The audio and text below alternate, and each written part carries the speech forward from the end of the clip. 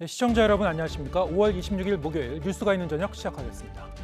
6일 지방선거 본투표는 다음 주지만 바로 내일부터 사전투표를 통해 이미 투표는 시작됩니다. 시간이 갈수록 사전투표도 중요해지고 있죠. 4년 전인 지난 2018년 동시지방선거에서는 투표자 3명 중 1명이 사전투표자였었는데요. 이번에 얼마나 미리 투표를 할까요? 여야가 지지층의 투표 참여를 호소하면서 안간힘을 쓰고 있습니다. 먼저 오늘의 주요 뉴스 윤보리 앵커가 전해드립니다. 윤석열 대통령이 공석이던 사회부 총리 겸 교육부 장관의 박순애 서울대 교수를 보건복지부 장관의 김승희 전 의원을 내정했습니다. 대통령실과 국민의힘은 전문성을 갖춘 여성의 발탁이라고 의미를 부여했는데 민주당은 김승희 후보자를 겨냥해 의원 시절 대통령을 향해 침해 발언을 간 막말 정치인이라며 지명 철회를 요구했습니다. 지방선거와 국회의원 보궐선거가 엿새 앞으로 다가온 가운데 여야는 경기와 서울, 인천, 계양을 등 관심 지역을 중심으로 치열한 선거전을 이어갔습니다. 내일부터 이틀 동안은 사전투표가 진행됩니다. 기준금리가 2달 연속 0.25%포인트 올라 1.75%까지 뛰었습니다. 그만큼 대출이자 부담도 커졌는데 한국은행은 원자재 가격 상승 등의 요인을 반영해 올해 소비자 물가 상승률 전망치를 4.5%로 올려잡았습니다. 일정 나이가 되면 임금을 깎고 고용을 보장하는 이른바 임금 피크제가 위법이라는 대법원의 첫 판단이 나왔습니다. 헌법재판소는 음주운전이나 음주 측정 거부를 반복한 운전자를 가중 처벌하는 일명 윤창호법이 헌법에 어긋난다고 결정했는데요. 이 두 가지 판단 잠시 후 전문가와 함께 더 자세히 해석해드리겠습니다. 윤석열 대통령이 공석이던 사회부총리 겸 교육부 장관 후보자에 박순애 서울대 교수, 보건복지부 장관 후보자에는 김승희 전 의원을 각각 지명했습니다. 신임 식약처장까지 모두 여성 인사를 발탁했는데요. 서울대 50대 남성, 이른바 서호남 인사라고 비판을 받았던 윤석열 정부 내각의 변곡점이 될 전망입니다. 조은지 기자의 보도입니다. 윤석열 정부 초대 장관들이 임명장을 받는 날 대통령과 총리 포함 국무위원 18명 가운데 여성은 딱 3명입니다. 서울대 출신 50대 남성, 이른바 서호남 내각이란 비판이 나올 수밖에 없는 장면입니다. 그런데 비슷한 시간 윤 대통령은 서면을 통해 공석이던 교육부 장관의 박순애 서울대 교수, 보건복지부의 김승희 전 의원을 지명했습니다. 서울대 행정대학원 교수인 박순애 후보자는 공공행정 전문가로 인수위원을 역임해 새 정부 국정 철학을 잘 이해하고 있고 교육행정 비효율을 개선할 적임자라고 대통령실은 설명했습니다. 약사 출신으로 식약처장의 비례대표로 국회 복지위원을 지낸 김승희 후보자는 현장과 정부, 국회에서 쌓은 경륜과 전문성이 평가를 받았습니다. 함께 발표한 차관급 식약처장에는 오유경 서울대 약대 학장을 임명했는데 윤 대통령이 여성 인사 3명을 동시에 발탁한 겁니다. 최근 여성에게 공정한 기회를 더 적극적으로 보장하겠다는 대통령의 약속을 지키는 인사입니다. 윤 대통령은 그동안 능력 제일주의를 외치며 인위적인 배치는 없다고 밝혀왔는데 이번 낙마자 빈자리엔 여성을 최우선 검토할 걸 지시한 것으로 알려졌습니다. 국회의장단 만찬에서 젠더 갈등이 유감스럽다는 언급이 있었고 한미 정상회담 기자회견 땐 내각에 여성이 부족하다는 미국 기자의 공개 지적까지 나오면서 윤 대통령 인식에도 변화가 생긴 걸로 보입니다. 여성의 공정한 기회가 더 적극적으로 보장되기 시작한 지가 오래되지 않았기 때문에 그래서 이러한 기회를 더 적극적으로 보장할 생각입니다. 윤석열 대통령은 앞서 군 수뇌부 인사 때 전군대장 7명을 모두 교체하며 출신 지역을 골고루 안배했는데 이 역시 달라진 모습이라는 평가입니다. 대통령실은 일회성 우대가 아닌 인사 철학이 바뀌는 신호탄이 될 거라고 의미를 부여했습니다. 능력과 전문성을 고려하면서도 지역과 나이, 성별 등의 좀 더 유연성을 갖추겠다는 얘기입니다. YTN 조은지입니다. 국민의힘이 국무조정실장 인사를 놓고 한덕수 국무총리와 대립각을 세우면서 당정 관계에 긴장감이 흐르고 있습니다. 더불어민주당도 박지원 공동비상대책위원장 쇄신 기자회견의 여진이 사흘째 이어지면서 지방선거를 앞두고 양당 모두 내홍에 시달리고 있습니다. 조성호 기자입니다. 문재인 정부 경제수석을 지낸 윤종원 기업은행장의 국무조정실장 인선에 대한 국민의힘 반대는 더욱 강경해졌습니다. 권성동 원내대표는 윤 행장을 망가진 경제정책 주역이라고 혹평하면서 추천자로 알려진 한덕수 총리가 고집부린다, 불쾌한 반응을 숨기지 않았습니다. 제가 여쭤본 의원들 100%가 지금 반대를 하고 있습니다. 이게 당이 반대하는 인사를 왜 계속해서 기용하려고 하는 건지, 왜 고집을 피우시는 건지 저는 이해할 수가 없고요. 새 정부 첫 총리의 행보에 여당 원내대표가 공개적으로 제동을 걸며 파열음을 내는 상황. 앞으로 당정 갈등의 불씨가 되지 않을까 걱정하는 분위기입니다. 당내에서 어떤 그 정부 측 인사에 대해 가지고 의견을 내는 것도 일상적인 상황이다 이렇게 판단하고 이 부분은 원만하게 해결이 됐으면 좋겠습니다. 민주당도 박지원 공동비대위원장의 이른바 586 용태론 언급을 놓고 시작된 내홍이 이어지고 있습니다. 박 위원장은 586 세대 모두가 물러나야 한다는 것은 아니라면서도 당의 변화를 어렵게 하는 부분이 있다고 회견의 정당성을 거듭 강조하면서 추가 쇄신안 발표도 시사했습니다. 비상징계안 관련해서 뭐 결정된 거 혹시 있으실까요? 이번 주에 당선 시간 발표를 하셨는데 다양한 루트로 협의 중에 있습니다. 비대위원인 조응천 의원도 설이 걷지만 대의에 맞는다며 박 위원장에게 힘을 실었고, 이재명 총괄선대위원장은 당내 문제가 지방선거에 심각하게 영향을 미치진 않을 거라고 선을 그었습니다. 다만 호남 광역단체장 후보들은 분란을 수습해야 한다고 직접 우려를 전하며 지방선거를 앞두고 어수선한 분위기가 종일 이어졌습니다. 민주당 지도부는 남은 선거운동 기간 동안 전력 투구하여 국정균형과 민생 안정을 바라는 국민, 지지층, 당원들의 바람에 부응해야 합니다. 여야 모두 내부에서 불협화음이 공개적으로 나오면서 일주일도 남지 않은 지방선거 막판 표심에 악영향을 주진 않을까 걱정하는 목소리도 그치지 않고 있습니다. YTN 조성호입니다. 윤석열 대통령이 새 정부 국무위원들과 함께 정부 세종청사에서 첫 정식 국무회의를 열었습니다. 윤 대통령은 지역 상관없이 어느 국민이든 모두 공정한 기회를 누려야 한다며 국가 균형 발전을 강조했습니다. 박석영 기자가 보도합니다.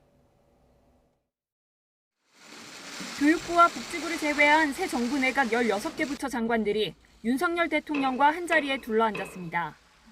윤 대통령의 당선인 시절 공약대로 새 정부 첫 정식 국무회의가 정부 세종청사에서 열린 겁니다.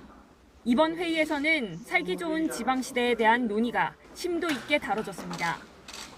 윤 대통령은 새 정부가 지향하는 공정의 가치고 인구절벽 해법이기도 한 만큼 중장기 전략이 중요하다고 강조했습니다. 새 정부는 지방시대를 중요한 모토로 삼아 국정을 운영할 것이라고 밝힌 바 있습니다. 어느 지역에 살든 상관없이 우리 국민 모두는 공정한 기회를 누려야 합니다. 다주택자 양도세 부담을 낮추는 시행령과 국민통합위원회 설치 운영 규정안도 함께 처리됐습니다. 국무회의가 끝난 뒤 윤 대통령은 세종청사를 돌며 소통 행보를 이어갔습니다. MZ세대 실무직원들과는 간담회와 오찬 시간을 가졌고, 각 사무실을 격려차 방문한 자리에서는 야구방망이와 권투장갑을 선물 받고 특유의 어퍼컷 세리머니를 선보이기도 했습니다. 자, 우리 고약하는 대한민국 그리고 규제 확보. 청사 옥상 정원에도 올라가 세종시 전체를 꼼꼼히 둘러보기도 했습니다. 지금 이게 행복 도시고. 예. 과감하게 여백 개념을 줬고 그 주변에 6개 정도의 생활권을 만들었습니다.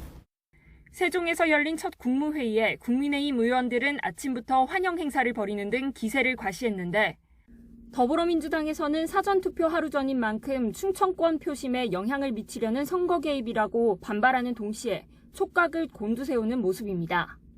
대한민국 어디서나 살기 좋은 지방시대는 새 정부 6대 국정과제 가운데 하나입니다. 후보 시절부터 지역 균형 발전에 관심을 가져온 만큼 윤 대통령은 앞으로도 활발한 지역 행보를 이어갈 것으로 보입니다. YTN 박석영입니다.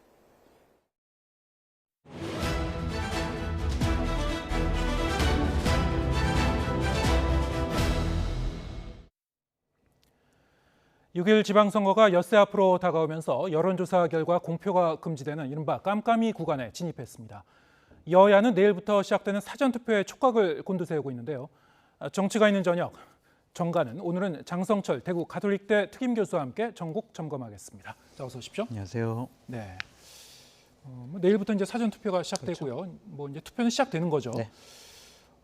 이 지방선거가 대선이나 이 총선에 비하면은 투표율이 좀 낮다고는 낮죠. 하지만 네. 이번 선거도 역시 여야가 투표율이 굉장히 중요한 변수라고 지금 보고 있어요. 어떻게 맞습니다. 전망하십니까? 투표율은 제가 전망하는 거는 공식이 있어요. 중앙선거관리위원회에서 한 보름 전에 꼭 여론조사를 합니다. 네. 그래서 꼭 투표하시겠습니까? 아니면 가급적 투표하시겠습니까? 이런 여론조사를 하는데 네. 보통 꼭 투표하시겠습니다 해서 네. 10% 정도를 빼면은 예. 최종 투표율이 나오더라고요. 비슷해집니까? 예, 그래서 이번에 보니까 대략 꼭 투표하겠습니다가 70% 정도가 70%. 나왔어요. 그래서 이번에는 대략 60% 내외의 그런 투표를 기록할 것 같아서 2018년도에 60.2% 투표율을 기록했거든요. 예. 그때랑 좀 비슷하지 않을까 전망해 봅니다. 2018년과 비슷한 수준일 네. 것이다. 사전투표 같은 경우에 보면은 이전보다 사전투표를 하시는 분이 다른 선거도 보면 조금씩 더 많아지는 네. 경향성이 있는데요. 네. 이번에도 그럴까요? 그럴 것 같아요. 왜냐하면은 여야 가릴 거 없이 사전투표를 해야 우리가 선거에서 이깁니다라는 사전투표 독려 운동을 어마어마하게 지금 강하게 하고 있어요. 네. 그러면은 사전투표에 상당한 투표율이 높아질 것 같다는 생각이 들고요. 특히 국민의힘 계열 같은 경우에는 보통 이전에는 사전투표를 하면 투표 조작이 나타나니까 사전투표하면 안 됩니다라고 하는 분들이 있었잖아요. 예. 그분들이 이제 다 여러 가지 어려움에 처해 있기 때문에 사전투표를 해야 된다라는 국민의힘 지도부의 방침에 따라서 국민의힘 지지층 분들도 사전투표를 강하게 할 것으로 보여집니다. 그리고 민주당 같은 경우에는 원래 민주당 지지층 분들이 사전투표를 많이 했어요. 그렇기 때문에 이번에 양측의 동료 때문에 사전투표가 역대 최고일 것 같다는 생각이 들고요. 지난 2018년도에는 대략 사전투표가 20.14%였습니다. 네. 그래서 그거보다는 좀 높아지지 않을까라고 전망을 해봅니다. 결국에는 이제 이 각 당의 이 지지층, 네. 어떤 계층이나 어떤 그 세대의 유권자가 더 많이 이제 투표소로 향하느냐가 이제 가장 중요할 것 같은데요. 그렇죠. 이게 이제 투표율로 혹은 이제 사전 투표율로만 판단할 수가 있는 건가요? 아니, 없어요. 제일 무의미한 전망이 예. 사전 투표율이 얼마가 됐으니까 여당에 유리하다, 야당에 유리하다. 최종 투표율이 70%가 넘었고 60%가 넘었으니까 예. 여당에 유리하고 야당에 유리하다. 이건 알 수가 없어요. 네. 결국에는 지지층은 최대한 나올 수밖에 없습니다. 투표장으로.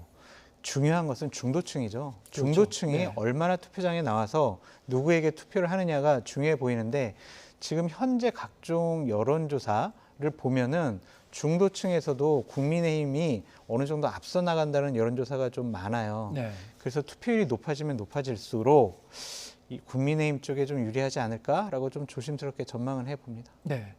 다른 선거와 마찬가지로 이번 지방선거도 역시 중도표 그렇습니다. 그리고 마지막까지 이 결정을 못하고 있는 부동층의 향방이 중요할 것이다. 맞습니다. 네. 일단 이제 이번 지방선거 박빙의 이제 판세를 보이고 있는 곳이 여러 곳 있죠. 그 중에서도 역시 최대 격전지 중 하나인 계양을 후보들은 판세를 어떻게 보고 있는지 목소리 듣고 얘기 계속 이어나가도록 하겠습니다. 25일도 채 되지 않은 분, 그리고 언제 떠날지 모르는 분, 그리고 혹시나 잘못되면 또 보궐선거를 치르해야 될지도 모르는 분, 다시 말해서 25년의 텃세와 25일의 철새의 대결입니다. 물론 저한테 잘못 왔다 이런 사람이 한두 명씩 있긴 한데, 그건 아주 극히 소수인 것 같고요. 지역 발전이나 내 삶을 바꾸는데 아는 사람이냐 유능한 사람이냐 선택은 명백하지 않습니까? 정당 지지율 격차가 크니까 그걸 다 상쇄하는 거죠. 근데 저는 열심히 하면 이길 수 있다 이렇게 봅니다. 네, 지금 이재명 후보 열심히 하면 이길 수 있을 것으로 본다라고 했습니다만 지금 생각보다 박빙의 승부가 지금 계속되고 있기 때문에 여론조사를 보면요. 상당히 이제 민주당이나 이재명 후보 입장에서는 지금 당황하고 있는 것 같아요. 엄청 당황스럽죠. 네. 본인은 처음에 개항을에 출마할 때 저는 여기 출마하고요. 공동선대위원장 하면서 어려움에 빠진 민주당 후보들을 돕기 위해서 제가 열심히 노력을 하겠습니다. 네. 라고 했는데 어제부터는 개항을에 붙잡혀가지고요. 다른 지역 선거 유세를 도와주지 못하고 있습니다. 예. 그것은 지금 각종 여론조사를 보면 상당히 박빙이에요. 그냥 서로 1% 차이로 오르락 내리락 왔다 갔다 해가지고 지금 저 선거 판세로 보면 누가 이길지를 알 수가 없다. 결국에는 안개 속 전국이다라고 볼 수밖에 없다라고 네. 말씀을 드립니다. 그런데 이제 저는 좀 이런 생각이 있어요. 우리 대한민국 국민이 대통령이 될 뻔한 분, 대통령이 대선 후보였던 분, 그런 분을 과연 지역구 선거에서 떨어뜨릴까? 낙선시킬까? 그런 생각에는 좀 회의적이에요. 여태까지 그런 적이 한 번도 없었거든요. 예. 그래서 이번에도 이재명 후보가 그래도 좀 신승하지 않을까? 그렇게 좀 전망을 해보는데 여론조사 추세로 보면은 그 전망도 맞지 않을 수가 있다. 윤영선 후보가 얘기하는 25년 텃세론이 지역 구민들에게는 먹히고 있다. 성격 캐치프레이즈로 아주 적절한 그런 선택을 한 것이다라고 보여지거든요. 그렇기 때문에 끝까지 투표율도 봐야 될 것 같고요. 그리고 각 당의 선거운동이 어떤지 봐야 될 것 같고요. 각 후보들이 어떠한 실수를 하는지 안 하는지 이런 것도 봐야 될 것 같아서 끝까지 알 수 없는 선거다라고 말씀드립니다. 역시 이제 이 개항을 선거구를 계속 이제 많이 얘기하는 이유 중에 하나는 이재명 후보가 이제 이 대선 주자급이고 당장 이제 이 당권 경쟁하고도 그렇죠. 직결되는 문제이기도 맞습니다. 하고요. 네. 근데 본인이 이제 그 현장에서 이번 선거에서 지면 자신의 정치 생명이 어떻게 된다 그러면서 손동작까지 하는 그런 모습이 나와서 여러 가지 뭐 이런저런 얘기가 화제가 있었습니다만 됐죠. 네. 어떻게 보시는지요? 만약에 네. 질 경우에는 이제 더 어려워지겠습니다만 그렇죠. 신승한다고 하더라도 그게 어떤 영향을 줄까요? 신승한다고 그러면 당내 비판은 많이 나올 것 같아요. 네. 8월 달 전당대회에 나가려고 하는 것이 이재명 후보의 지금 궁극적인 목표인데 아니 당신이 나와가지고 지금 인천 지역 판세라든지 경기도 판세라든지 아니면 전국적인 판세에서 어려움을 끌어올리겠다라고 당신이 얘기를 하지 않았느냐. 네. 근데 하지만 결론적으로 보면 당신도 신승을 하고 다른 지역에서 패배를 했다면 당신은 대중적인 인지도와 지지도에서 당대표가 될 만한 자격이 없다라는 당내의 다른 계파의 비판에 직면할 수밖에 없습니다. 네. 그러면은 당대표 선거에 출마를 하게 되더라도 상당히 상처를 받는 상황에서 출마를 하게 되는 것이죠. 그렇다면은 압도적인 승리를 통해서 당대표를 하고 그다음에 2024년도 총선에 공천권을 행사하고 그 다음번에 대선에 다시 출마하겠다라는 로드맵 자체가 깨질 수가 있는 거예요. 예. 당내 리더십이 상당히 흔들릴 수밖에 없다라는 생각이 들어서 신승하더라도 당대표 선거 출마를 하는 것은 상당히 좀 어려울 수도 있다. 물론 출마를 하겠지만 그렇게 전망을 해보고요. 이번 선거 결과를 2010년도에 좀 비해서 좀 말씀드리고 싶어요. 네. 2010년도에도 비슷한 상황이었어요. 당시 송영길 의원이 개항을의 국회의원이었는데 인천시장 나가기 위해서 중도에 사퇴를 했어요. 예. 그래서 그때도 보궐선거가 열렸었거든요.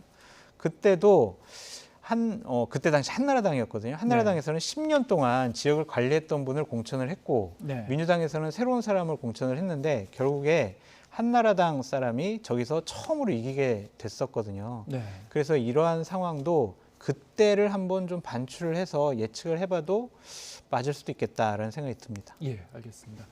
마지막 순간까지 잘 지켜봐야 될 것 같고요. 그렇죠. 경기도지사 선거도 정말 이해 못지않게 이제 박빙의 네. 승부죠. 네. 참 신기하게도 여론조사마다 다 다르게 나옵니다. 네. 이 오차 범위 내에서 어떻게 뭐 좀 단정짓기 어려울 만큼 판세를 예단하기가 힘든 그런 상황인데요. 어떻습니까?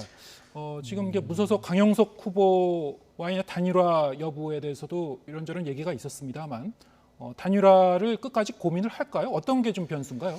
단일화도 상당히 큰 변수가 될 겁니다. 네. 그러니까 강영석 후보가 대략 5에서 한 2.5% 사이에 왔다 갔다 하는 지금 지지율 기록을 하고 있거든요. 예. 지금 여론조사를 보면 김동연, 김은혜 후보는 오차 범위에서 좀 각축을 벌이고 있습니다. 물론 또 새로운 여론조사를 보면은 45대 37로 좀 벌어져 있는 여론조사가 있긴 하지만 예. 다른 여론조사들을 보면 좀 엎치락 뒤치락 하고 있어요.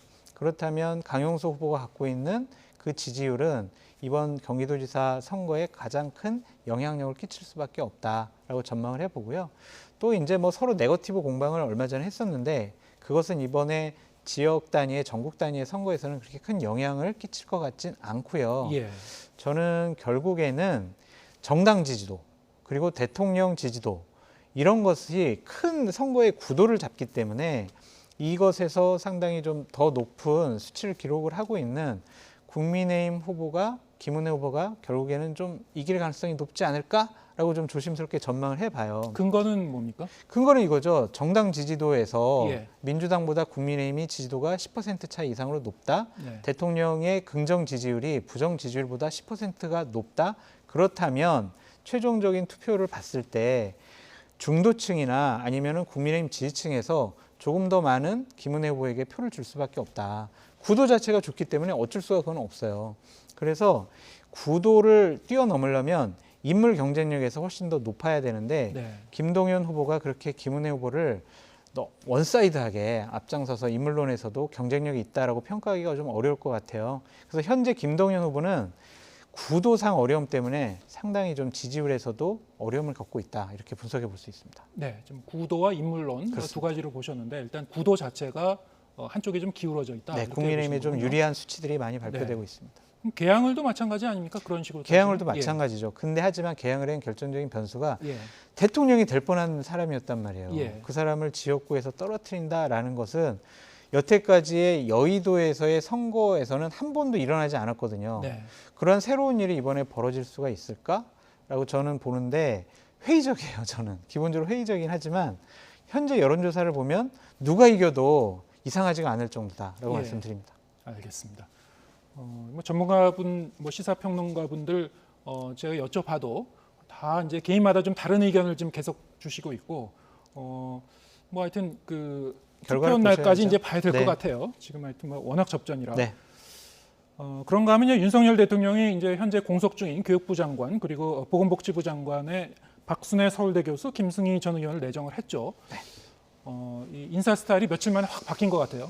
그 21일 날 한미 정상회담이 끝나고 난 다음에 기자회견을 했는데 워싱턴 포스트 기자가 아니 왜 윤석열 대통령의 국무장관에는 이렇게 여성 장관이 없어요? 라고 했을 때 제가 보다 더 과감한 기회를 주겠습니다. 라고 얘기를 하셨고 24일 날 국회의장단과의 만찬에서도 김상희 부의장께서 여러 가지 얘기를 하시니까 제가 사실은 좀 대통령 되고 정치인이 된 지 얼마 안 돼서 좀 상황을 좀 몰랐던 것 같다.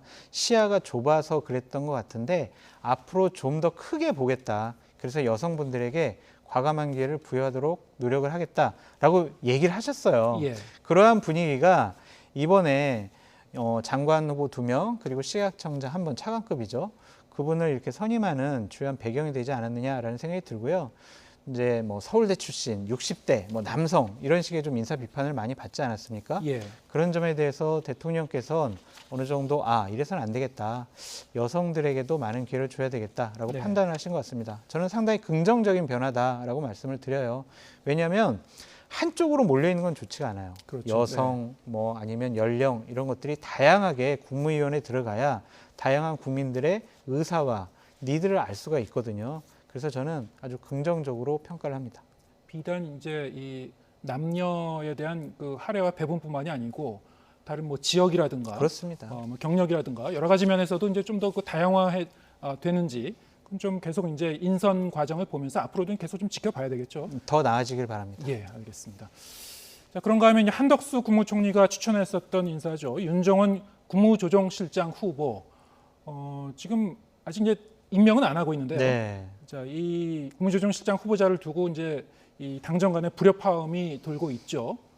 자, 이게 사실은 이게 공개적으로 이 당 쪽에서 제동을 거는 일이 이렇게 많지는 않은 것 같은데요. 저는 정치권에 제가 한 25년 있었는데 처음 보는 것 같아요. 그렇습니까? 국무조정실장, 국무총리실 비서실장 같은 역할을 하는 분에 대해서 당의 원내대표가 반대한다는 걸 처음 보는 것 같아요. 근데 이것이 지금 권성동 원내대표가 2번이나 공개적으로 얘기를 했어요. 그래서 기자들이 아니 왜 이렇게 공개적으로 얘기를 하시냐라고 물어봤더니 아니 제가 한덕수 국무총리랑 몇 번의 전화 통화를 했더니 한덕수 국무총리가 제 의견을 받아들이려고 하지를 않았습니다. 그래서 제가 공개적으로 논란을 불러일으켜야 국민들도 관심을 갖고 한덕수 총리도 이 부분에 대한 심각성을 알 수 있을 것 같다라고 해서 2번이나 공개적으로 말씀하셨다고 해요. 기본적으로 윤정원 국무총리 국무조정실장 후보자 같은 경우에는 문재인 정권 하에서 경제수석을 했거든요. 예. 그래서 국민의힘 계열의 보수정당에서는 문재인 정권의 뭐 부동산 정책, 경제정책 다 잘못됐다라고 공격을 했는데 그거의 컨트롤 타워가 바로 윤종원 후보자다. 그런 사람을 우리가 어떻게 지금 국무조정실장으로 하느냐. 국무조정실장이라는 자리가 뭐냐. 각 부처에서 올라오는 여러 가지 안들을 통합하고 조정하는 그런 중요한 자리인데 실패한 경제학자가 어떻게 이런 일을 할 수 있느냐라고 비판을 하면서 두 가지 또 사례를 들었어요. 예. 윤종원 후보자 같은 경우에는 같이 근무했던 분들이 되게 독선적이고 배타적이다. 그래서 이분이 국무조정실장 자리에는 부적합하다라는 것과 권성동 의원이 제가 우리 당 국회의원들한테 이 사람 어때요? 괜찮은 것 같아요? 라고 물어봤더니 100% 다 반대하더라. 네. 이러기 때문에 우리가 윤종원 후보자를 받아들일 수가 없다. 한덕수 총리는 바꿔야 한다라고 계속 강하게 주장을 하고 있는 상황입니다. 지금 일단 내정은 하고 임명은 안 하고 있다는 그 사실은 좀 바뀔 수도 있다. 뭐 그렇게 봐야 되는 겁니다. 고민스럽겠죠. 예. 왜냐하면 여당의 지금 원내대표잖아요. 네. 그리고 윤석열 대통령의 또 핵심 측근 아니겠습니까? 네. 그런 분의 의견을 함부로 그냥 무시하기는 쉽지가 않을 거예요. 근데 대통령께서도 이 부분은 내가 한번 검토해 볼게요 라고 얘기를 하셨지만 한덕수 국무총리에게 자, 책임 총리 하세요. 결정권 많이 드리겠습니다. 라고 얘기했거든요. 예. 근데 그런 상황에서 비서실장 역할을 하는 조정실장을 내 맘대로 임명을 못 한다? 그럼 책임 총리가 아닌 거죠. 그렇죠. 왜 당신은 그 윤종원 실장을 왜 이렇게 고집하느냐라는 질문에 한덕수 총리는 아니, 대안이 없습니다. 다른 사람이 없습니다. 이 사람이 제일 잘합니다. 이런 식으로 얘기를 하고 있거든요. 네. 하지만 하여튼 권성동 원내대표의 이런 압박이 결국에는 상당한 부담감으로 작용할 것 같아요. 그래서 이 부분을 그냥 임명을 강행을 할지 아니면 좀 다른 사람을 찾아볼지 알 수는 없지만 어떻게 하든 양쪽에 한 분은 상처를 받을 것 같아요. 네. 그대로 임명을 하면 여당 원내대표의 말을 무시했네? 라고 얘기 들을 수밖에 없고 임명을 안 하면 아니 책임 총리가 여당 원내대표의 말 한마디에 본인 조정실장 임명도 못하네, 허수아비 총리네, 이런 소리 들을 수도 있어요. 그래서 양쪽 다 저렇게 공개적으로 공박을 주고받는 것은 서로에게 큰 상처다라고 말씀드립니다. 국무조정실장이라는 자리가 이제 장관급이고 중요한 자리인데요. 그렇죠. 이것을 어떻게 할까요? 이게 지방선거 때까지 그냥 들고 갈까요? 아니면은 그 이전에 결정을 내릴까요? 지방선거 때까지 지금 7일이 남았는데 지금 새 정부가 여러 가지 할 일이 많지 않습니까? 네. 각 부처 여러 가지 통합 조정을 해야 되는 자리를 7일 동안 비워놓는다? 이것은 좀 무리가 있어 보여요. 그래서 저는 좀 빠른 시일 안에 결정이 나지 않을까라는 생각이 드는데 저는 권성동 원내대표에게 박수를 쳐주고 싶습니다. 네. 저러한 얘기를 하기가 쉽지가 않거든요. 저렇게 당의 입장을 공개적으로 대변을 해서 쓴소리를 해서 정부가 잘해 나가는 것은 좀 칭찬해주고 잘못하는 부분은 과감없이 비판을 하겠다라는 원내대표 출마 명분과 선언에 대한 약속을 지켜가고 있는 거라고 보여집니다. 네. 그래서 저는 권성동 원내대표가 여당 원내대표의 역할을 제대로 하고 있다라고 말씀드려요. 정부가 하는 일이라고 다 박수 칠 수는 없잖아요. 네. 국민의 눈높이에 맞지 않은 부분에 대해서는 분명히 당의 목소리를 내야 당은 인정을 받는다라고 말씀드립니다. 예. 아무튼 이제 이 정권 출범하자마자 당정 간에 이런 일로 이제 이렇게 공개적으로 불협화음이 일어나는 일이 흔치는 않은 일이라 그 배경을 짚어봤습니다. 일단 이 장 교수님께서는 굉장히 긍정적으로 이제 해석을 해주셨고요. 네. 보는 분에 따라서 좀 또 다른 해석은 나올 수 있을 것 같습니다. 그렇죠. 자, 민주당에서도 참 보기 드문 일이 지금 계속 지금 사흘째 이 내홍이 좀 이어지고 있는데요. 박지원 위원장을 둘러싼 이제 지도부 갈등이 좀 계속되고 있죠. 어떻게 보셨습니까? 이 박지원 비대위원장의 기자회견 그리고 그 다음 날 그리고 오늘도 이제 또 이 방송에서 또 발언을 한 부분이 있더군요. 네. 계속 이제 당내에서는 이제 갈등이 이어지고 있는 것 같은데 그렇죠. 보시는 분마다 이거 역시 해석을 각자 좀 달리하고 있는 부분이 있는 것 같아요. 몇 가지 원론적으로 결론을 내려놓고 우리가 살펴봐야 될 것 같아요. 예. 그러니까 하나는 박지원 비대위원장 대단하다, 당차다. 네. 26살에 정치 경험이 없던 분이 2달간의 비대위원장직을 수행을 하면서 저러한 내공과 실력을 갖추었다. 이것은 상당한 정말 대단한 일을 하고 있다라고 말씀드릴 수밖에 없어요. 왜냐하면 기라성 같은 민주당의 지도부가 당신 그런 소리 하지 말라고 좀 상의 좀 해. 지금 여기서 뭐 하는 거야? 이렇게 얘기를 했는데도 불구하고 저보고 이런 쓴소리 하라고 여기 데려다 놓은 거 아닙니까? 라고 당차게 반박을 하는 거 보면 저분은 앞으로 정치적으로 크게 될 분인 것 같다라는 생각이 들고, 또 하나는 선거에는 부정적인 영향을 끼칠 수밖에 없을 것 같아요. 네. 왜냐하면 박지원 비대위원장이 사과문을 발표한 것은, 자, 국민 여러분 저희 잘못했고 이러한 것들을 약속할 테니까 이번 지방선거 때 저희들을 믿고 다시 한번 눈길을 주셔서 투표장에 가서 저희를 선택해 주세요 라는 취지하에 한 거잖아요. 근데 나타난 것은 지도부의 갈등과 혼란과 분란과 호통만 남았어요. 그러면 지지층도 분열할 수밖에 없습니다. 그러면 중도층에 있는 분들도 야, 지금 민주당 싸우고 있네, 내홍, 이렇게 생각할 수밖에 없습니다. 싸우는 쪽에다가 좀 더 많은 점수를 주기는 어렵지 않을까라는 좀 생각이 들어서, 저는 박지원 비대위원장이 취지와 명분은 맞았지만 그 일을 처리해 나가는 방식, 혼자 독단적으로 하는 방식, 다른 지도부의 반발을 산 방식은 지방선거에 도움이 되지 않을 것 같다라는 생각을 해봅니다. 예, 알겠습니다. 자, 오늘 여기까지 듣겠습니다. 장성철 대구 카톨릭대 특임 교수와 함께했습니다. 고맙습니다.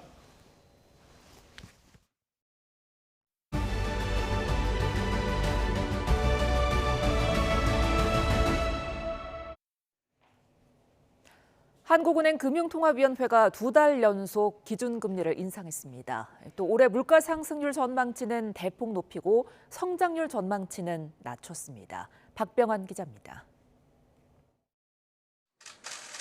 지난달 25일 취임한 이창용 한국은행 총재가 처음 주재한 금융통화위원회 회의에서 만장일치로 기준금리 인상이 결정됐습니다.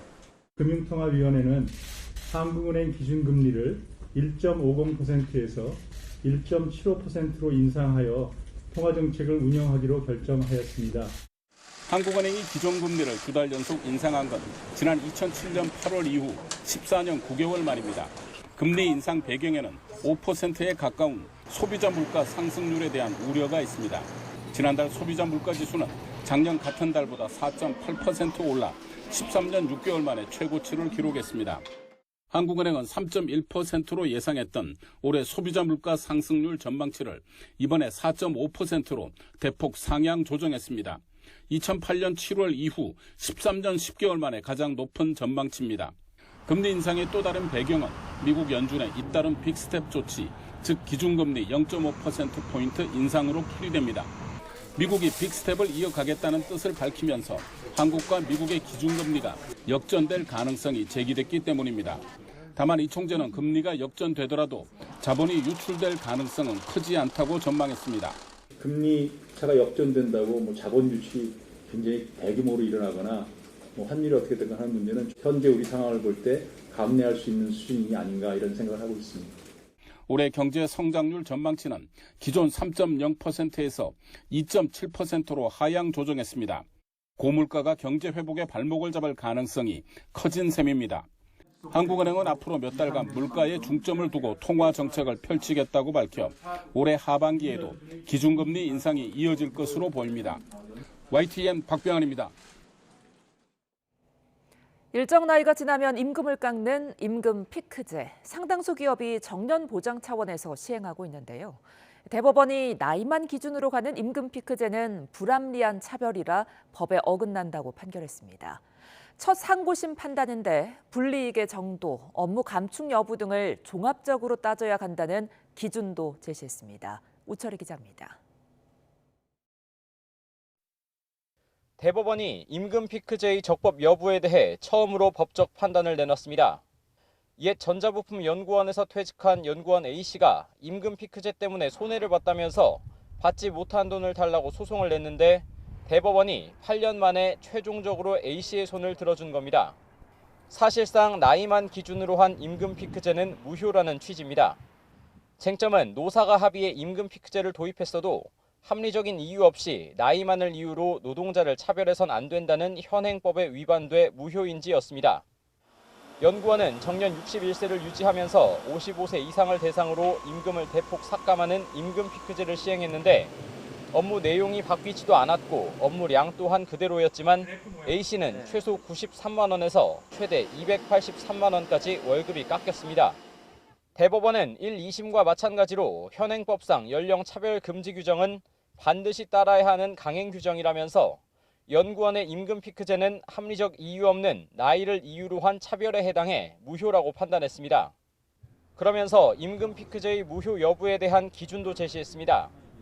일정 나이 이상을 대상으로만 임금을 삭감할 정당한 사유가 있는지, 노동자들의 불이익은 어느 정도고 업무량이나 내용엔 차이가 있는지, 감액한 돈이 제도 본래 목적을 위해 사용됐는지 등을 종합적으로 따져야 한다는 겁니다. 대법원이 제시한 기준을 충족하지 못한 채 임금 피크제를 시행하는 회사의 경우 고령자에 대한 적정한 대상 조치를 취하거나 기준에 맞게 임금 피크제의 내용을 수정해야 할 것입니다. 이번 대법원 판결로 임금 피크제를 시행하는 기업과 노동자 전반에 엄청난 파장이 예상되는 가운데 비슷한 소송과 제도 관련 논의가 줄을 이을 전망입니다. YTN 우철입니다. 헌법재판소가 10년 동안 심리 끝에 파업 노동자를 업무 방해죄로 처벌하는 현행법이 헌법에 어긋나지 않는다고 거듭 판단했습니다. 단순 파업까지 처벌하는 건 지나치다는 위헌 의견이 더 많았지만 위헌 정족수에 1명이 부족했습니다. 나혜인 기자입니다. 지난 2010년 현대자동차 전주공장 비정규직 노조 간부들은 협력업체 직원들의 정리해고에 반발해 휴일 노동을 거부하는 파업을 주도했다가 재판에 넘겨졌습니다. 집단 위력을 동원해 회사 업무를 방해했다는 혐의였습니다. 이들은 단순 근무 거부까지 업무방해죄로 처벌하는 건 지나치다고 항변했지만 1심과 2심 법원에서 거듭 유죄 판결이 나오자 헌법재판소 문을 두드렸습니다. 업무방해죄를 규정한 형법 조항이 모호하고 헌법이 보장하는 노동자의 단체 행동권을 침해한다며 헌법 소원을 냈습니다. 10년 만에 나온 헌재의 결론은 합헌 유지였습니다. 지난 2011년 파업 행위의 업무방해죄 성립 요건을 축소 해석한 대법원 판결이 주된 근거가 됐습니다. 당시 대법원은 사용자가 예측할 수 없을 만큼 전격적으로 파업하거나 중대한 피해를 일으켰을 때만 업무방해죄를 적용할 수 있다고 판시했는데 이를 존중하겠다는 겁니다. 저는 합의체 판결에서 이 조항에 대한 확립된 해석을 제시하고 있으므로 단체 행동권에 대한 과도한 제한이나 위축 문제는 해소되었습니다. 헌재는 앞서 지난 2010년까지 3차례에 걸쳐 같은 사안의 합헌 결정을 내렸습니다. 다만 이번에는 위헌 의견이 더 많았습니다. 재판관 9명 가운데 5명이 폭력 같은 유형력을 행사하지 않는 소극적인 파업까지 처벌하는 건 단체 행동권 침해라고 뜻을 모았습니다. 하지만 위헌 결정을 위한 정족수는 6명이어서 결론이 뒤집히진 않았습니다. 단순 파업 그 자체를 형사처벌의 대상으로 하는 것은 사실상 근로자의 노무 제공 의무를 형벌의 위하로 강제하는 것일 뿐만 아니라 이번 사건은 헌재가 출범한 뒤 결정을 내리기까지 가장 시간이 오래 걸린 사건입니다. 사법농단 혐의로 재판받는 양승태 대법원 인사들이 헌재가 법원 판결과 배치되는 결정을 내릴까 우려해 파견 판사를 통해 내부 정보를 캐고 청와대에 보고한 정황이 드러나 논란이 일기도 했습니다. 결론이 미뤄지는 사이 헌법 소원을 낸 노조 간부들은 대법원에서 유죄 판결을 확정받았습니다. YTN 나힌입니다. 이른바 버닝썬 의혹과 관련해 성매매 알선 등 9개 혐의로 재판에 넘겨진 가수 승리가 징역 1년 6개월을 확정받았습니다. 군인 신분으로 국군교도소에 수용돼 있던 승리는 강제 전역 처분돼 민간교도소로 옮겨질 예정입니다. 손효정 기자입니다. 지난 2019년 이른바 강남클럽 버닝썬 사태의 핵심 인물로 지목돼 수사를 받아온 가수 승리. 검찰인 승리의 성매매 알선과 상습 도박, 횡령 등 9개 혐의를 적용해 재판에 넘겼고 승리는 이후 육군에 입대해 군인 신분으로 법정에 섰습니다. 국민 여러분과 드러내서 상처받고 피해받으신 모든 분들께 다시 한번 고개 숙여 사죄드립니다. 승리는 해외 투자자들에게 수차례 성매매를 알선하고 클럽 버닝썬과 자신이 투자한 업체의 자금 5억여 원을 횡령한 혐의 등으로 재판을 받아왔습니다. 또 상습 도박 혐의와 해외에서 11억 원대 도박 자금을 빌리며 미리 신고하지 않았다는 외국환거래법 위반 혐의도 적용됐습니다. 1심 재판부는 9개 혐의를 모두 유죄로 인정해 징역 3년과 추징금 11억 원을 선고하고 승리를 법정 구속했습니다. 하지만 2심은 유죄 판단은 그대로 유지하면서도 승리가 반성하는 태도를 보였다며 징역 1년 6개월로 감형했습니다.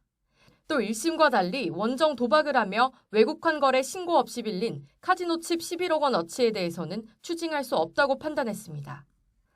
승리는 상습 도박이 아니라며 검찰은 카지노 칩에 대해 추징을 명령해야 한다며 각각 상고했지만 대법원 판단도 2심과 같았습니다.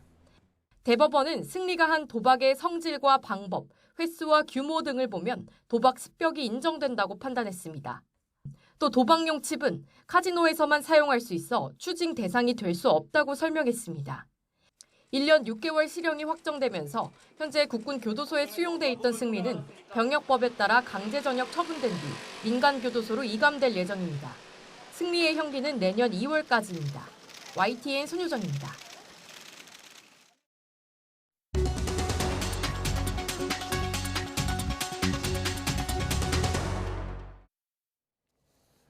합리적인 이유 없이 나이만을 기준으로 임금을 깎는 임금 피크제가 위법하다는 대법원의 판단이 나왔습니다. 이번 판결로 임금 피크제를 적용하고 있는 업계 파장이 예상되고 있는데요. 우리 사회의 뜨거운 주제를 다루는 사건 이슈 코너 장윤미 변호사와 자세한 얘기 나눠보겠습니다. 어서 오십시오. 네, 안녕하세요. 네, 안녕하세요. 자, 이 소송이 제기된 지 8년 만에 나온 결론이라고 해요. 대법원의 이 결론이 나왔는데 합리적인 이유 없이 연령만을 그 이유로 이렇게 임금 피크제를 적용할 수는 없다 이런 결론이죠? 그렇습니다. 네. 사실 임금 피크제를 도입하고 있는 기업들은 상당히 많습니다. 공공기관 같은 경우에는 임금 피크제 도입 여부를 하나의 성과 지표로 판단하기도 할 정도인데요. 네. 임금 피크제는 잘 아시다시피 일정 정도의 연령에 다다르면 임금을 삭감하는 대신에 고용 안정을 보장해주는 그런 제도입니다. 예. 그래서 취업 규칙이나 노사 간의 합의로 이런 제도를 정착시키고 있는 기업들이 많은데 거기에 대해서 대법원이 최종적으로 좀 제동을 걸었다. 이렇게 보시면 될 것 같습니다.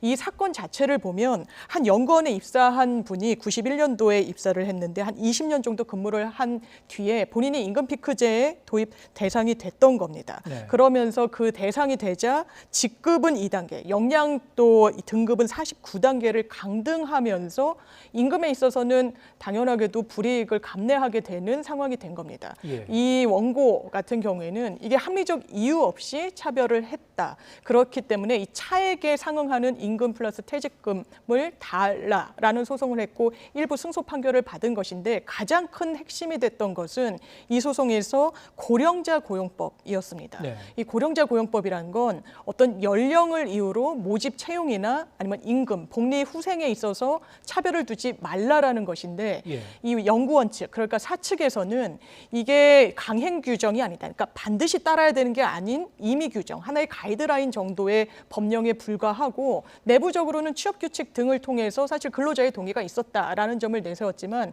법원은 이 고령자 고용법은 반드시 지켜야 되는 강행 규정이고 거기에 반하는 임금 피크제는 합리적 이유가 없는 경우에는 무효다라고 판단을 내린 겁니다. 아무리 이제 노사가 합의를 했다고 네. 하더라도 이것은 법에 어긋난다 이렇게 이제 판결을 한 그렇습니다. 거고요.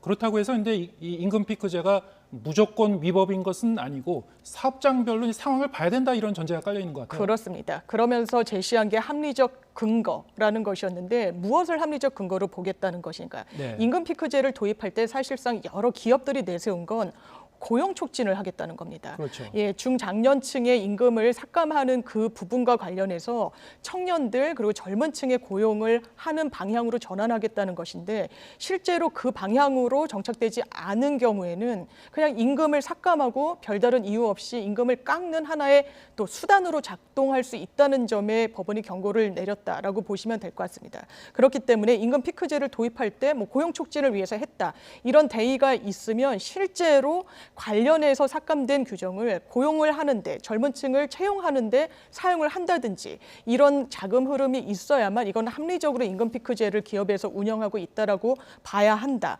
그리고 또 하나는 실질적으로 근로자가 수령하게 되는 임금이 줄어들게 되면 거기에 상응해서 노동 강도랄지 노동 시간이랄지 업무량을 당연히 저감해야 되는 게 맞음에도 불구하고 임금은 깎지만 노동 강도는 그대로 노동 시간은 그대로 가져가는 것도 임금 피크제의 원래 취지에는 반하는 것이라고 결론을 내렸습니다. 네, 가령 이 임금을 100%에서 80% 정도로 줄였으면은 뭐 노동 강도나 노동의 양도 그만큼 줄여 나가야 된다. 뭐 이런 취지인 거죠. 그렇습니다. 그럼 여기 대법원이 제시한 이 4가지의 인정 기준, 이 4가지의 기준을 전부 다 충족해야 된다는 건가요? 그렇습니다. 이 4가지 기준이란 건 전부 예. 충족을 해야 임금 피크제를 합리적으로 운영하고 있다라고 앞으로 판단을 하겠다라는 네. 것인데 이 부분과 관련해서는 사실 이 기준을 그대로 맞추는 기업들이 과연 있을 것인가라는 예. 부분이 있습니다. 경제 상황이 지금 별로 좋지 않기도 하고 실제로 이 삭감되는 부분과 관련해서 다른 채용으로 이어지는 기업들이 많이 안 보이는 것도 사실입니다. 그래서 뭐 경총 등 여러 경제단체에서는 이 기업 현실을 좀 도외시한 판결이 아닌가라는 비판도 지금 내놓고 있고 관련해서 고령자 고용법이 문제가 됐기 때문에 이 부분에 대한 개정까지도 좀 요구를 하고 있는 그런 상황입니다. 네. 지금 말씀하셨듯이 이제 경영계에서는 좀 난색을 표하고 있고 노동계에서는 뭐 환영하고 있고 뭐 이런 분위기 같죠. 어쨌든 이제 당분간 근로 현장에서 좀 혼선이 예상되고 있습니다. 그리고 이 사업장마다 이제 재협상이 불가피할 것 같죠? 그렇습니다. 재협상을 당연히 해야 될 것 같은데 법원이 아까 말씀드린 대로 뭐 노사 합의가 있었다 내지는 취업 규칙으로 근로자들의 동의를 얻었다는 사정만으로 어떤 불합리하게 운영되는 임금 피크제를 그대로 두는 것은 법의 정신에 맞지 않다라고 결론을 내린 부분이 있습니다. 이런 연유로 양대 노총은 당연하게도 환영 입장을 냈지만 오히려 민주노총 또 같은 경우에는 이거는 단서를 단 것 자체가 문제다. 임금 피크제 자체를 좀 무효화하는 더 적극적인 방향으로 입장을 내놨어야 되는 거 아니냐라고 아쉬움을 나타내기도 했는데 당장 현장에서 이 노사 간의 재조정은 있을 것으로 보이고 유사한 소송이 줄을 이을 가능성도 사실상 배제할 수는 없어 보입니다. 네. 결국에는 이제 그 오늘 판결로 모든 임금 피크제가 이제 갑자기 무효가 되는 것은 아니고 그렇습니다. 예. 아무래도 이제 사업장들도 이제 좀 관망을 하겠죠. 네. 뭐 소송이 들어오는지 다른 사업장에서는 어떻게 뭐 소송이 이어지는지 이런 좀 혼란기를 좀 겪을 것 같은 거죠. 그렇습니다. 이 합리적 기준으로 제시했던 4가지 기준도 예. 그렇다면 실질적으로 이 기준을 맞추는 객관적인 어떤 사실관계들은 어떤지에 대해서는 아직 판결이나 판례가 축적되기는 이전인 상황이기 때문에 관련해서 기업들은 관망을 하고 또 노동계에서는 어떤 소송으로 이 사실관계를 좀 확정 지을지 여부를 저울질할 것 같습니다. 네. 아무튼 우리나라 사회에서 많은 사업장에서 이미 적용하고 있는 그런 제도인데 앞으로 이제 전체적인 틀에서 좀 변화는 좀 불가피할 것 같습니다. 예, 굉장히 큰 반향이 있을 것이라고 생각됩니다. 또 오늘 있었던 또 다른 판결이 있었죠. 이 음주운전, 2회 이상 음주운전으로 이제 적발될 경우에는 이제 가중처벌하도록 하는 그 법이죠. 이른바 윤창호법. 자, 이게 헌법에 어긋난다는 그런 그 판단이 나왔어요. 헌법재판소가 이제 결론을 내린 거죠. 그렇습니다.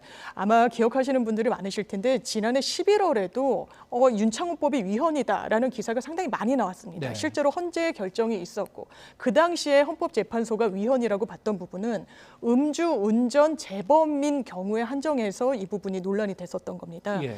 그런데 실제로 재판이 진행됐을 땐 윤창호법에서는 음주운전 2회 이상을 이제 저지른 사람들뿐만 아니라 음주 측정 거부를 했다가 두 번째는 음주운전을 한 경우랄지 아니면 음주운전을 했다가 두 번째는 음주 측정 거부를 한 경우랄지 이런 부분에 대해서는 윤창호법이 그대로 적용이 되는 상황이었던 겁니다.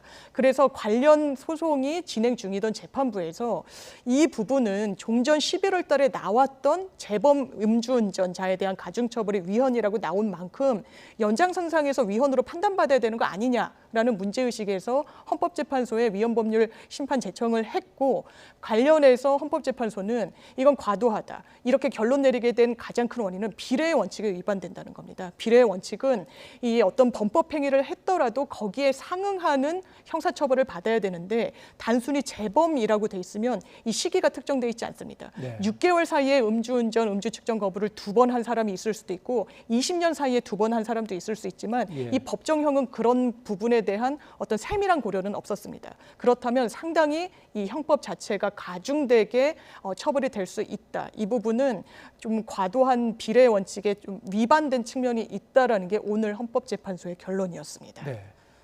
지금 말씀하셨다시피 이제 책임과 형벌 간의 이제 비례 원칙 여기 어긋난다 이런 취지인 것 같은데 그러면은 지난 11월에 있었던 그 결론과 오늘 결정이 사실상 같은 맥락에 있고 내용도 비슷한 건가요? 그렇습니다. 지난번에는 음주운전의 재범에 한정해서 판단을 내렸다면 이번에는 음주 측정 거부와 음주운전이 혼재된 경우에 대해서 사실상 그 연장선상에서 결론이 내려졌다라고 보면 되고 네. 사실 음주 측정 거부도 음주운전에 못지않게 비난 가능성이 높고 사실상의 음주운전을 했다라고 좀 추정되는 부분이 있기 때문에 네. 헌재가 같은 결론을 낸 것으로 보입니다. 네.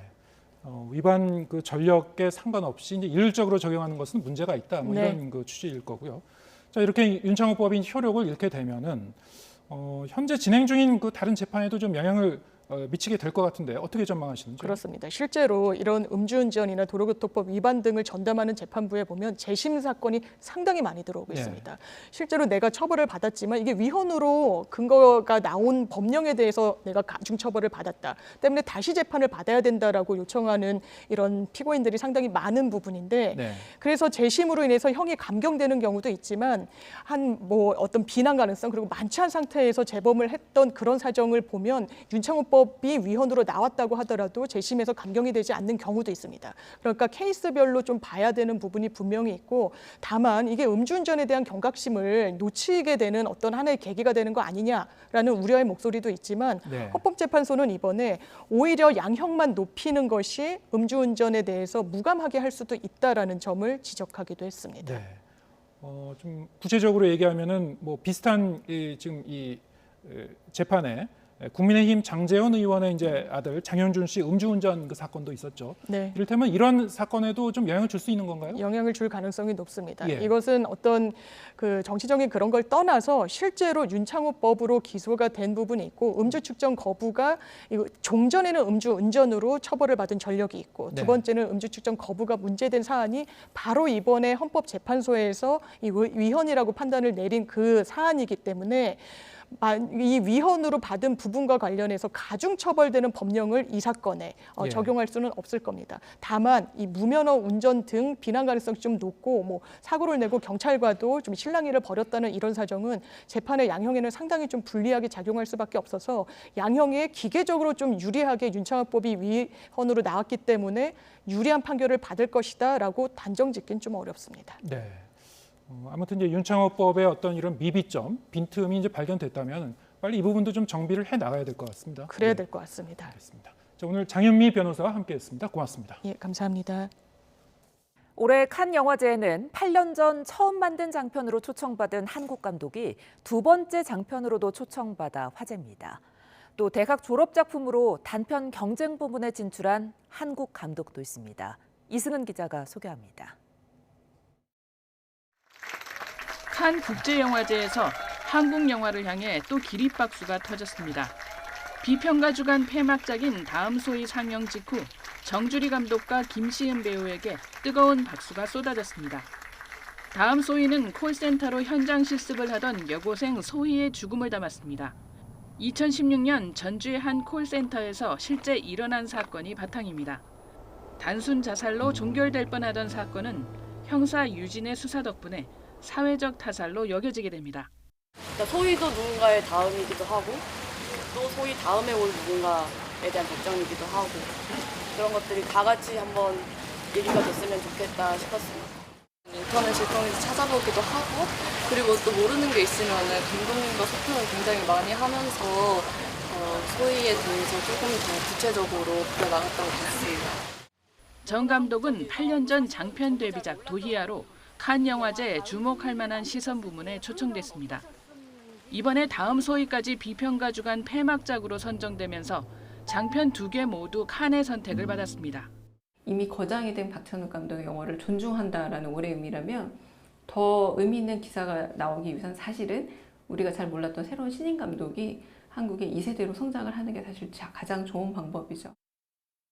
애니메이션 각질로 단편 경쟁 부문에 진출한 문수진 감독도 불과 26살입니다. 각질은 지난 2월 한국예술종합학교 영상원 졸업작품입니다. YTN 이승은입니다. 우크라이나 전쟁에 의용군으로 참여한 이근 예비역 대위가 침투작전 중 무릎 십자인대가 파열되는 부상을 입고 재활에 들어갔습니다. 이 대위는 러시아군의 민간인 공격을 많이 목격했다고 증언했는데요. 이대비의 우크라 현지 탈출 과정과 인터뷰, YTN이 단독 입수했습니다. 이승윤 기자입니다. 우크라이나 남부 도시 리비우 기차역. 3주 전 전쟁터에서 다쳐 2주 동안 군병원에 입원해 있던 이근 예비역 대위가 모습을 드러냈습니다. 심각하게 안 다쳤으니까 걱정하지 마세요. 우크라이나 현지에서 난민 구조 활동을 해온 플루티스트 송솔나무 씨의 도움을 받아 재활을 위해 안전지대로 이동한 겁니다. 이근 씨는 침투 작전 중에 전방 십자인대가 파열되는 부상을 입었다고 말했습니다. 무릎 양쪽을 다쳤어요. 리해브는 저는 3개월이라고 생각하는데 의사는 수술해야 된다고 했어요. 우크라이나의 수도인 키이우 상황은 호전됐지만 동부와 남부는 전황이 좋지 않아 최근 남쪽에서 전투에 참가했다고 설명했습니다. 그래서 특수작전을 수행을 했고 또 적지 안에 들어가서 계속 인구를 뛰었는데 오데사 그리고 케르선 그리고 다른데 제가 말씀을 못 드리는데 지금 상황이 많이 안 좋기 때문에 이근 씨는 러시아군의 전쟁 범죄를 많이 목격하고 기록했다며 이번 전쟁은 선과 악의 대결이라고 주장했습니다. 인간인들이 계속 도망치려고 하잖아요. 근데 차량을 타면서 운전을 하고 있는데 그런 차량에다가 그냥 쏘더라고요. 그걸 제가 직접 눈으로 확인했고 또 작전 캠으로 또 녹화도 했습니다. 우크라이나군은 여력이 없어 풍부한 군 경험과 특히 장비가 있는 지원자만 의용군으로 받고 있다며 자신은 스스로 전투 장비를 챙겨왔고 입대 뒤 오히려 개인 돈도 써야 했다며 한국인의 의용군 입대를 적극 만류했습니다. 여기 와서 장비를 받아야 된다. 그리고 훈련을 받아야 된다. 그리고 준비를 시켜줘야 된다. 그거는 도와주는 게 아닙니다. 오히려 민폐입니다. 이 씨는 자신에 대한 비난 여론을 잘 알지만 우크라이나 사람들을 지켜주는 건 당연하다고 생각해서 참전했다고 말했습니다. 특수부대 장교 출신이었는데 충분히 도움이 될 수 있다고 알면서 아무것도 안 하면 오히려 그게 저한테는 더 큰 범죄라고 생각합니다. 이 씨는 조만간 귀국해 3개월간 재활에 들어갈 예정입니다. 전장에서의 활약으로 우크라이나에선 유명인이 된 이근 씨를 위해 우크라이나 국방부 장관이 주한 우크라이나 대사관을 통해 우리 정부에 선처를 부탁한 것으로 전해졌습니다. YTN 이승윤입니다. 미국 텍사스주 초등학교 충격범은 18살이 되자마자 총알 375발을 합법적으로 구매한 것으로 나타났습니다. 희생자들은 모두 초등학교 4학년 한 교실에서 나온 것으로 알려져 안타까움을 더했습니다. 김선희 기자입니다. 범행 당시 총격범은 특수기동대가 입는 전술용 조끼를 입고 총을 난사했습니다. 18살이 되자마자 돌격용 소총 2정과 총알 375발을 합법적으로 구매했습니다. 사건 발생 전에는 SNS에 무기 사진을 올리고 친구에게 난 이제 달라 보인다, 나를 못 알아볼 것이라는 문자도 전송한 것으로 전해졌습니다. But just goes to show you the intent by having that type of weapon, also multiple, ammunition with him as well, and making entry into that school and wearing some type of body armor. 학교에서 또 대규모 피해가 발생하며 총에는 총으로 대응해야 한다는 교사 무장론이 다시 고개를 들었습니다. 뉴욕주는 총기 구매 연령을 18살에서 21살로 높이는 방안을 추진하겠다고 밝혔습니다. I want to work with the legislature to change that. I want it to be 21. I think that's just common sense. 피해자들의 안타까운 사연도 전해졌습니다. 특히 희생자들은 모두 초등학교 4학년의 한 교실에서 나온 것으로 알려졌습니다. 25명에서 30명의 학생이 2명의 교사와 함께 도망갈 곳도 없이 좁은 교실에서 사고를 당했습니다. She was very happy and very outgoing. Loved to dance and sing and play sports. She was big into family and enjoyed being with the family. 첫 총격 피해자인 할머니는 생명에는 지장이 없는 것으로 알려졌습니다. 텍사스주 당국은 처음부터 초등학교가 범인의 목표물이었는지 알 수 없다고 말했습니다. 다만 지역 고등학교에 다녔던 범인은 친구나 여자친구가 없었고 범죄 전과나 범죄 단체와의 연관성도 없었다고 전했습니다. YTN 김선입니다.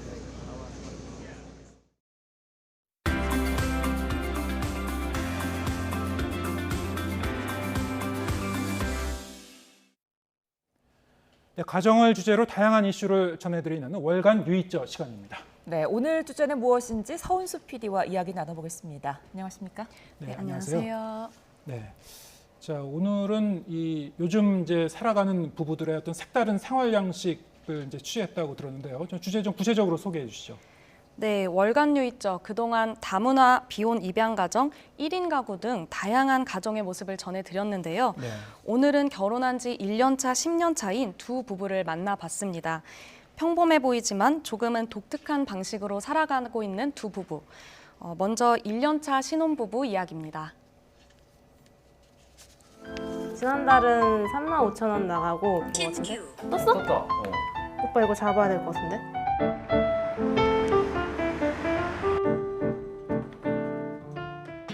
지도에 붙여놓은 곳들이 저희가 다 다녀온 곳들이거든요. 한 달 살기 한 곳들은 여기에서 한 45개 정도.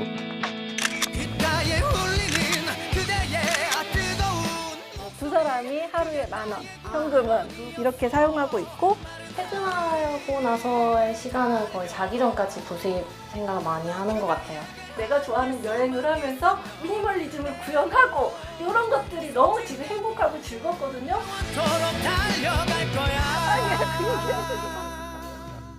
안녕하세요. 산테크하는 1년차 신혼부부 이수연, 김동우입니다.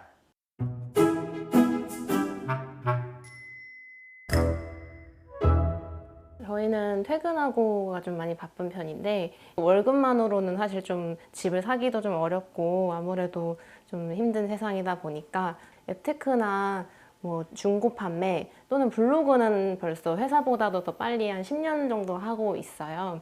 이렇게 부수입 활동을 많이 하고 있습니다. 그게 왠지 더 나을 것 같아요. 그냥 칠리 페퍼라고. 중고 판매 하려고 모아놓은 물건들이거든요. 이제 시간이 될 때 퇴근하거나 뭐 주말 아침에 이렇게 뭐 채소 마켓에다가 올려가지고 판매를 올리고 있어요.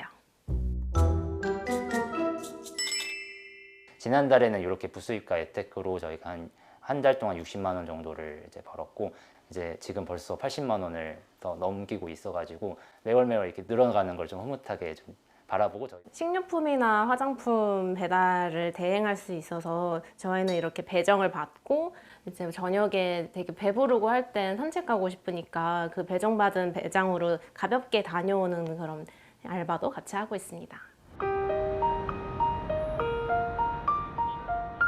지금 살고 있는 집이 이제 저희 집은 아니기 때문에 이제 청년주택에서 8년 동안 살 수 있다는 건 저희한테는 큰 장점이긴 한데 얼마나 올라 있을지 모르다 보니까 그 구매를 할 때를 대비해서 저희가 최대한 많이 노력해서 이제 그 돈을 많이 모아 보려고 하고 있는 상황이고요.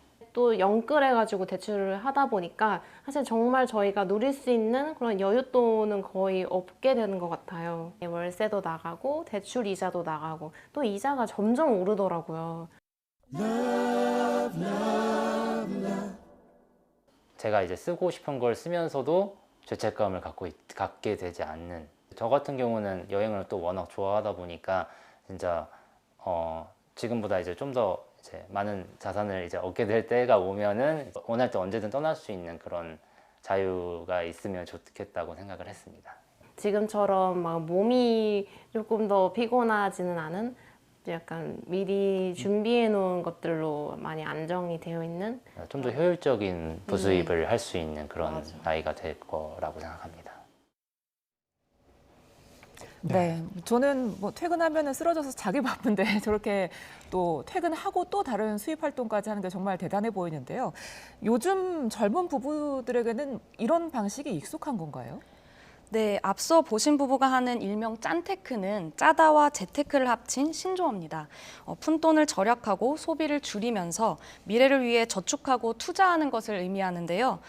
일부 휴대전화 애플리케이션 이벤트를 통해 적립금을 모아서 물건을 사거나 또 보신 것처럼 저녁 산책으로 부부가 함께 배달 아르바이트를 하기도 합니다. 네. 또 요즘 젊은 층은 이런 중고 판매나 배달 아르바이트에 꽤 익숙한 상황이고요.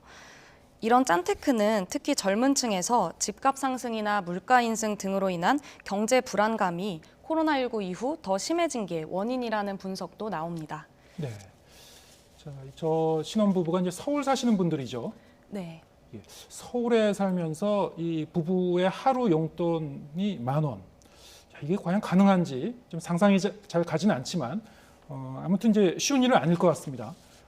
이 영상 속 부부가 나름대로 이제 성취감을 느끼면서 이제 살아가고 있는 것 같아요. 네, 저도 직접 만나보니 두 사람이 같은 목표를 공유하면서 노력하는 모습이 행복해 보였습니다. 네. 하지만 당연히 힘든 부분도 있겠죠. 두 사람은 지금 사는 청년주택에서 최대 8년까지 계약을 연장할 수 있는데요. 이후 내 집 마련을 위해서 돈을 모으는 상황이었습니다. 통계청 자료를 보면 지난 2020년 11월 기준 주택을 소유한 결혼 5년 이내 신혼부부는 42%로 10쌍 가운데 6쌍이 무주택이었습니다. 네. 비슷한 고민을 하는 부부가 많을 수밖에 없겠죠. 또 영상 속 부부는 결혼 전 2억 원 정도의 대출을 받았다고 말했는데요. 역시 통계청 자료를 보면 신혼부부의 86%는 1억 이상의 빚을 지고 결혼 생활을 시작하고 있습니다. 네, 뭐 신혼부부들뿐 아니라 2030 청년들도 많이 공감할 수 있는 내용이 아니었나 싶은데요. 다음 부부 사연은 어떤 건가요? 네, 이어서 만나볼 부부는 결혼한 지 10년 차 40대 초반의 부부입니다. 두 분은 10년 차 부부라면 어떻게 살고 있을 거라고 생각하시나요? 네, 앞서 봤었던 이제 신혼부부보다는 조금 더 좀 안정된 기반에서 살 것 같은데요. 네, 그런 일반적인 예상과 전혀 다른 모습으로 살고 있는 부부가 있어서 만나봤습니다. 네. 영상으로 보시겠습니다. 아고라의 지금 지하에 왔는데 이 감동을 느껴보시기 바라면서 여러분들도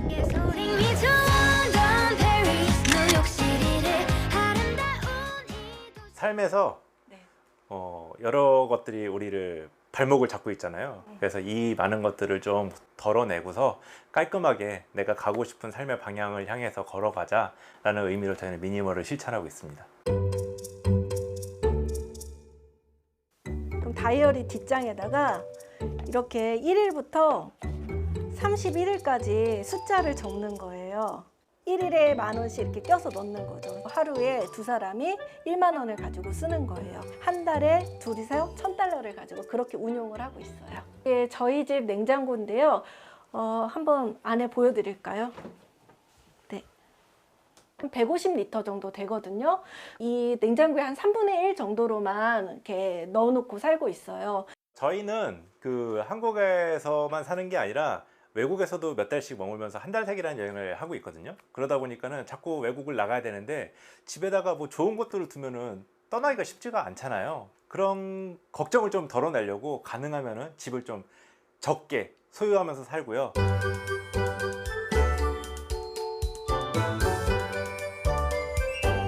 5년 후에 우리가 같이 세계여행을 가자라고 말을 마쳤었거든요. 집도 그때가 되면 마련할 수 있겠고 어느 정도 좀 기반을 좀 한국에다가 놓고서 떠나야 되는 게 아닐까라는 생각으로 5년을 잡았었던 건데 택도 없다는 것을 그때 깨달았죠. 저희가 여행 다니면서 들고 다녔던 게 기내용 캐리어 한 20인치짜리 그거 하나씩 들고 다녔거든요.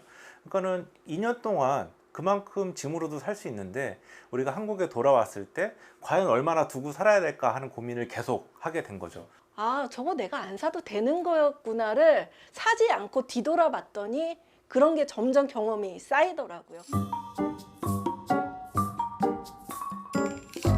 2년이 끝나고 돌아와야 되는 시점에서는 통장에 뭐 500원이 채 안 됐어요. 500원이 안 찍혀 있었어요. 남들 결혼해가지고 열심히 돈을 벌 때 여행을 출발했잖아요. 그러면서 느낀 게 사람들이 이 나이 때는 이렇게 살아야 되고 저 나이 때까지는 무엇을 준비해야 된다 이런 기준들이 대충 있잖아요. 근데 그걸 벗어나도 큰 일이 벌어지지 않는다. 돈이 적게 있어도 내가 시간을 충분히 내 마음대로 쓸 수 있는 게 자유롭다고 생각하거든요. 그래서 지금 저희는 매우 풍요롭고 자유로운 사람이다 라고 생각하면서 살고 있습니다. 우리는 서로의 꿈을 지지해줘. 그치? 그게 제일 좋은 것 같아. 우리의 서로의 꿈을 지지해주는 사람이요. 네, 좀 10년차 부부의 얘기 들었는데 앞서 보니 신혼부부와 일맥상통한 부분이 있군요. 좀 절약하면서 소박하게 사는 그런 모습인데 하루 부부 용돈이 10,000원인 부부는 이 부부였군요. 네. 그런데 결국에는 최소한의 것만 소유하면서 최소한의 것만 쓰면서 산다. 뭐 이런 그 개념인 것 같아요. 이거를 이제 미니멀리스트라고 한다고요? 네, 이 부분은 감당할 수 있고 또 필요한 것만 소유하자는 의미의 미니멀 라이프를 실천하고 있습니다. 두 사람이 결혼 전 함께 작성한 결혼 선언문에도 이런 내용이 잘 나타나 있는데요. 네. 청첩장 대신에 지금 보시는 이 선언문으로 결혼 소식을 알렸다고 합니다. 세계 여행의 꿈을 실현하고 인생의 목적을 지평수를 넓히는 데 두지 않겠다는 내용도 담겨 있습니다. 또 남편과 아내이기 이전에 독립된 객체로 평등하게 살아가자는 약속도 있는데요. 제가 만났을 때도 서로의 이름에 C를 붙여서 부르는 모습이 인상적이었습니다.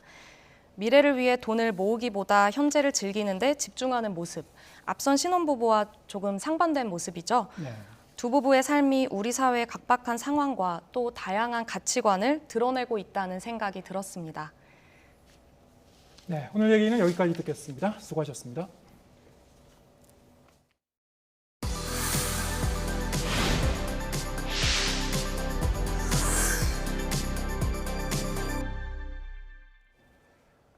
유엔 안전보장이사회가 미국 주도로 마련된 대북 추가 제재안을 우리 시간으로 내일 새벽에 표결합니다. 그러나 안보리 상임이사국인 중국과 러시아가 거부권을 행사해 채택을 저지할 가능성도 제기되고 있습니다. 김원배 기자입니다. 이달 유엔 안보리 의장국인 미국이 대북 추가 제재 결의안을 현지 시간 26일 표결한다는 계획을 밝혔다고 AP통신이 보도했습니다. AFP통신도 익명의 외교 당국자 2명을 인용해 미국이 현지 시간 26일 오후 늦게 표결을 진행할 예정이라고 전했습니다.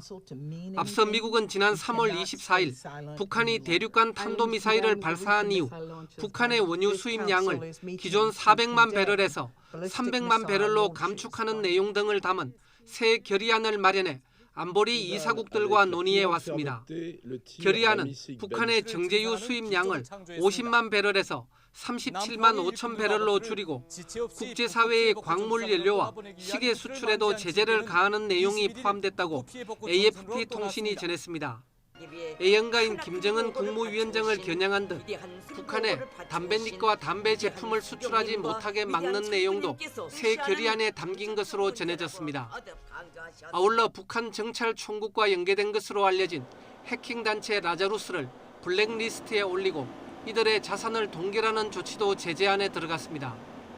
미국 정부는 지난 2017년 만장일치로 채택된 안보리 대북결의 23975에 적시된 유류 트리거 조항을 거론하면서 바로 지금이 행동에 나서야 할 때라고 말했습니다. 유류 트리거 조항은 북한의 대륙간 탄도미사일 발사 시 대북 유류 공급 제재 강화를 자동으로 논의해야 한다고 규정하고 있습니다. 그러나 중국과 러시아가 거부권을 행사해 추가 대북 제재 결의안 채택을 저지할 가능성도 나옵니다. 유엔 주재 중국 대표부는 미국이 제안한 추가 대북 제재 결의안은 어떤 문제도 해결하지 못할 것이라며 부정적인 입장을 밝혔습니다. 결의안을 채택하려면 안보리 15개 이사국 중 9개국 이상이 찬성하고 5개 상임 이사국 중 한 나라도 거부권을 행사해서는 안 됩니다. YTN 김원배입니다. 외교부가 지난 2015년 위안부 합의 과정에서 윤미향 의원에게 그 내용을 미리 공유했다는 사실을 뒷받침할 만한 문건이 공개됐습니다. 변호사 단체가 소송을 통해 외교부에서 넘겨받은 면담 기록인데요. 구체적인 내용은 공개되지 않았지만 양측은 합의 발표 하루 전날에도 만나 의견을 주고받은 것으로 확인됐습니다. 김다연 기자입니다.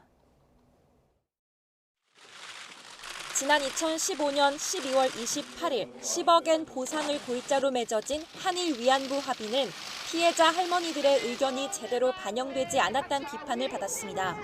정면에 나서 협상 결과에 실망을 나타낸 건 정대협 대표였던 윤미향 의원이었습니다. 대를 받기 위해 말로 져버린 한국 정부의 외교 행태는 가히 굴욕적이다. 논란은 위안부 피해자 이용수 할머니가 윤희원이 합의 내용을 미리 알았다고 뒤늦게 폭로하면서 재점화됐습니다. 이 할머니는 윤희원이 외교부로부터 사전 설명을 듣고도 정작 피해 당사자한테는 전달하지 않았다고 주장했습니다. 10억 앵이 일본서 들어오는데 그 대표만 알고 대표가 알아가지고 그러면 외교통상부도 제가 있습니다. 비판 여론이 거세지자 윤희원은 소녀상 이전 등 민감한 내용에 대해선 전혀 공유받지 못했다고 주장했고 외교부도 구체적인 내용까지 알리진 않았다고 거들었습니다. 보고서 내용을 읽어보시면 구체적으로 알려주지 않았다라는 그런 구절도 있고요. 피해자의 의견을 수렴하지 않았다 하는 그런 구절도 있습니다. 하지만 외교부를 상대로 소송을 내 이긴 변호사 단체가 공개한 면담 기록에는 윤희원과 외교부가 합의 발표 하루 전날까지 만나 내밀한 주제에 대한 이야기를 나눈 거로 돼 있습니다. 문건엔 지난 2015년 3월 9일 외교부 동북아 국장이 정대협의 요청으로 윤희원을 만나 한일 협의 동향과 위안부 피해 사망자 보상 등에 대한 의견을 교환했다는 내용이 담겨 있습니다.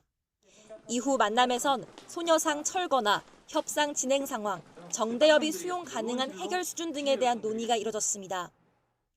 협상 발표 하루 전날 기록엔 윤희원이 아베 당시 총리의 사죄 표명과 10억엔 수준의 일본 정부 예산 출연 등 합의 내용에 어떤 반응을 보였는지가 적혀 있습니다. 자세한 내용은 가려졌지만 윤희원이 미리 합의 내용을 공유받았고 나눔의 집 등 피해자 단체엔 어느 수준까지 사전에 알려줘야 할지에 대한 이야기도 오간 거로 확인됐습니다. 구체적인 그 합의 내용을 상세하게 이야기를 해 줬다는 게 이제 드러나 있는 겁니다. 이분이 왜 그런 허위의 이야기를 하고 다녔는지 알 수가 없는데 문건이 공개되자 윤희원 측은 공개된 날짜 외에도 여러 차례 만났고 최종 합의 내용은 알지 못했다는 기존 입장을 되풀이했습니다. 국가의 중대한 이익을 해칠 우려가 있다며 문건을 숨겨온 외교부는 그동안의 논쟁이 종식되고 국민의 알 권리가 실현되길 기대한다며 상고를 포기하고 뒤늦게 문건을 공개한 이유를 밝혔습니다. YTN 김다연입니다. 오늘 뉴스가 있는 저녁은 여기서 인사드리겠습니다. 저희는 내일 저녁 7시에 다시 찾아뵙겠습니다. 함께해 주신 여러분 고맙습니다.